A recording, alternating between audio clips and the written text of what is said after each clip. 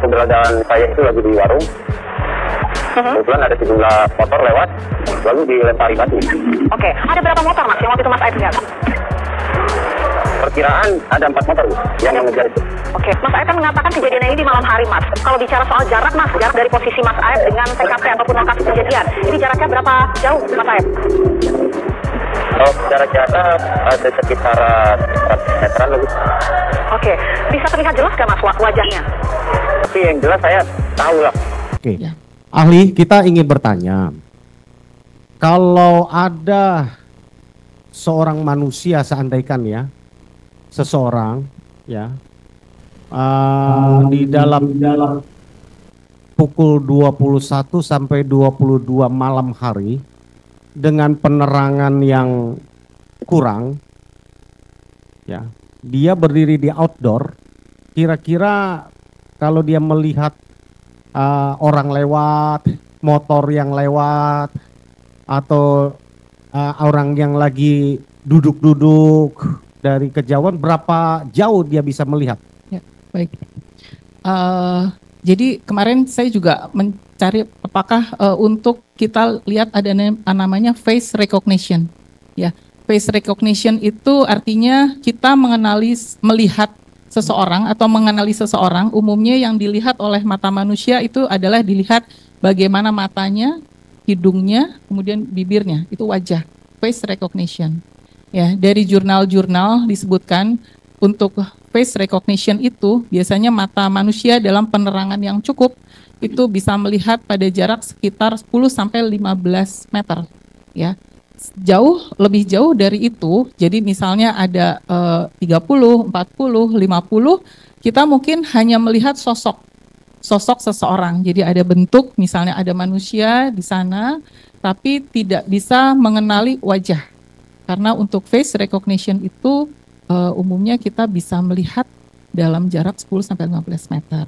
Tapi kalau lebih dari itu kita hanya melihat ada sosok orang tapi tidak bisa mengenali siapakah itu. Karena kalau kita mengenali seseorang kan kita lihat wajah ya. Dari yang 3 itu tadi ya, dari jurnal disebutkan kita mengetahui seseorang meskipun kita nggak kenal tapi kita lihat matanya, hidungnya, mulutnya, jadi kita bisa mengambil, itulah face recognition. Jadi dapat ahli simpulkan bahwa dalam keadaan penerangan yang terbatas, seseorang kalau di outdoor melihat entah itu benda bergerak, orang yang lagi duduk dengan orang ya dewasa, itu maksimum 15 meter ya? Kurang lebih lah. Kurang lebih ya? Melihat kalau lebih dari 15 meter apa yang terjadi?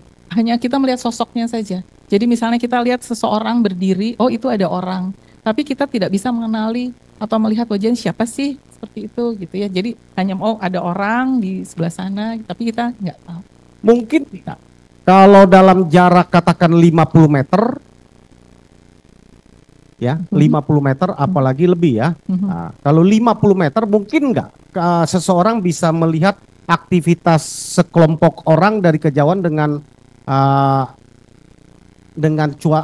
cahaya yang kurang ya, lihat aktivitasnya sedang apa, melakukan apa, mungkin tidak menurut ahli? Tidak jelas ya, tidak terlihat. Tidak terlihat ya. Maksudnya apa yang dilakukan di situ tidak jelas terlihat. Tidak jelas tidak ya. Jelas. Apalagi kalau kenyataannya 120 meter bahkan 150 meter ya. Iya. 50 meter saja sudah tidak terlihat ya. Iya, apalagi kalau penerangan kurang. Apalagi kalau penerangan kurang ya. Iya. Jadi tidak mungkin bisa dilihat ya. Nah, apalagi melihat kalau mukanya ada tencoplas gitu. Oh, tidak bisa. Mungkin dia pakai telepon kali ya, Ali. Ya, sehingga ada tencoplas di mukanya dia bisa lihat. Jangan-jangan jerawatnya pun terlihat, mungkin pakai kaca pembesar dia mungkin. Iya, iya. Oh, ya itu karena ada keterbatasan penglihatan ya, kita untuk penglihatan yang jelas itu tadi. Ya, paling maksimal 10-15. Jadi tidak mungkin ya terlihat ya, sekali lagi ahli ya. Tidak terlihat. Jelas. Kita mau tanya lagi ahli. Kalau kemampuan mata orang manusia secara sepintas nih, dia lihat tiba-tiba ada yang spontan, katakanlah misalnya lagi nongkrong-nongkrong, terus tiba-tiba 11 orang berdiri bersama-sama, lalu naik motor, lalu mengejar 8 orang dengan 5 motor, jadi totalnya ada sekitar 13 motor lewat, ya, dia rekam dalam sekejap, dia bisa hafal motornya, warna motornya, berboncengan siapa dengan siapa, dia kenalin dia ini, ciri-ciri motornya, warnanya, mungkin apa tidak menurut Ali? Kalau dia dengan kecepatan seperti itu kan kita juga ada namanya kecepatan sakadik ya. Jadi penglihatan yang lihat cepat.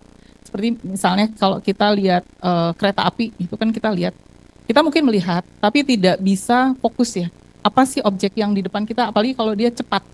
Seperti itu, jalan cepat gitu. Punya itu. kemampuan merekam dia, daya ingatnya mempengaruhi daya ingat. Seberapa kuat sih daya ingat kalau lihat sepintas itu 13 motor, 19 orang? Kalau daya ingat itu tergantung kemampuan daya ingat intelijensi ya, tergantung daya ingat seseorang. Jadi misalkan kemudian apakah dia ada perhatian atau tidak. Jadi kalau kejadiannya tiba-tiba ya mungkin seperti itu ya, kayak kereta api, atau misalnya ada seseorang yang lewat cepat seperti itu, mungkin kalau dalam jarak tadi misalnya 50 atau 100 mungkin kita ngelihat ada gerombolan lewat seperti itu. Tapi untuk detail misalkan orangnya berapa misalnya gitu, atau motornya seperti apa, warnanya apa, seperti itu, apalagi dalam keadaan gelap dan cepat, mungkin agak sulit ya untuk dia mencerna atau melihat dengan satu-satu seperti itu. Saya kebayang mungkin dia lagi bawa CCTV kali ya dokter ya, sehingga dia lihat lagi di rumah baru dia identifikasi satu-satu kelihatannya ya. Iya, kalau cepat seperti itu. Jadi tidak mungkin ya mata merekam seperti CCTV video gitu, direkam hafal betul, dia nggak mungkin ya. Iya, seperti karena ada 19 orang nih yang dia lihat. Iya. Dan itu ada 11 motor ya. Nah, 11 motor. Iya. Ya. Itu nggak mungkin ya. Nggak mungkin kalau satu-satu ya. Jadi kan mungkin yang dilihat adalah ada segerombolan orang dengan naik motor seperti itu lewat. Dia melihat ada segerombolan orang lewat, mungkin dia bisa lihat yang saya bilang tadi. Tapi kalau satu-satu misalnya ini warnanya apa, orangnya bagaimana, karena kan kalau satu gerombolan itu banyak ya. Kita apalagi kalau misalnya kita tidak perhatian, kan kita tidak mungkin mengamati satu-satu seperti itu. Oke, Ali.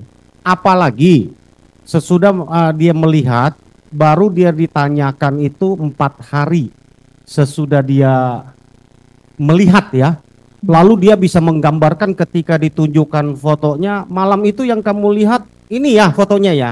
Ini dia naik motor apa? Dia berboncengan dengan siapa? Ciri-cirinya bagaimana, dan dia bisa hafal betul ya, 8 tambah 11 orang itu 19 orang dengan 11 motor, ciri-ciri motor yang dibawanya, warnanya ini yang dinaikin, yang bawa bambu ini, yang bawa batu ini, yang melakukan menusuk pakai pisau si A, si B, dia mungkin nggak menurut ahli itu dilakukan?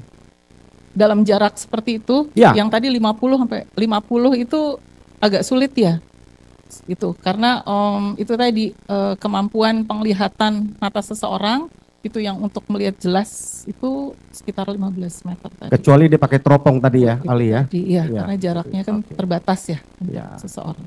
Ya, dari saya cukup mungkin Pak. Ada lagi yang lain, teman-teman? Cukup ya? Cukup ya, baik. Cukup Ali. Baik, tambahan dari saya sedikit. Tadi Ibu maksimal penglihatan orang itu 15 meter.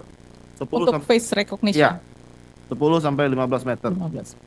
Karena seringnya bertemu, ya kan? Kan kita hafal nih. Face apa tapi tadi katanya? Mengenali wajah. Mengenali wajah dari mulut, hidung, dan mata. Yeah. Dengan seringnya ketemu, pasti secara otomatis otak kita akan merekam. Yeah. Ya kan? Ya. Merekam. Bisa enggak itu secara seringnya bertemu, intensitas kita bertemu itu lebih dari 15 meter masih bisa nggak kita mengenali? Oh, ini adalah si Beni, ini adalah si Adu, ini adalah si Mona. Bisa nggak seperti itu? Kemarin kita juga coba untuk melihat 15. Biasanya kalau kita tidak mengenali pun, kalau kita mengenali sama saja sih, karena yang kita itu bukan hafal, tapi kita melihat. gitu. Jadi bukan menghafal. Mungkin kalau kita menghafal, kita mengetahui gerak-gerik tubuhnya, bentuk tubuhnya, gambaran yang biasa digunakan gitu. Mungkin kita bisa melihat. Tapi untuk kita memastikan gitu, si itu adalah si A, si B gitu, rasanya kalau tidak bisa juga walaupun kita dengan melihat. seringnya bertemu gitu. Iya, jadi kita bisa melihat hanya sosoknya saja. Jadi oh itu ada orang gitu. Jadi kalau melihat ciri-cirinya, oh itu misalnya Ibu A gitu. Oh dia pakai kerudung kurang lebih, atau Bapak B, oh dia bentuknya misalnya lebih gemuk gitu ya. Tapi kita kan hanya mengira-ngira ya. Tapi untuk melihat oh itu ada orang gemuk, saya kira misalnya Bapak B, pas ngedeketin oh ternyata bukan Bapak B, itu bentuknya saja yang mirip seperti itu. Karena kita untuk memastikan kan ya itu tadi kita harus melihat wajah. Berarti sesuai dengan saudari ahli terangkan tadi ya, bahwa bisa memberikan gambarannya aja itu adalah seseorang gitu. Cuma untuk memastikannya itu tidak memungkinkan di jarak yang 50 meter, 20 meter itu nggak mungkin ya. 50 nggak mungkin ya. Iya. Di siang hari bisa? Sama siang hari. Siang sama malam itu nggak ada bedanya kalau menurut lebih malam itu kan karena penerangan kurang, pasti penglihatannya lebih kurang lagi. Lebih sulit untuk memastikan lagi. Iya.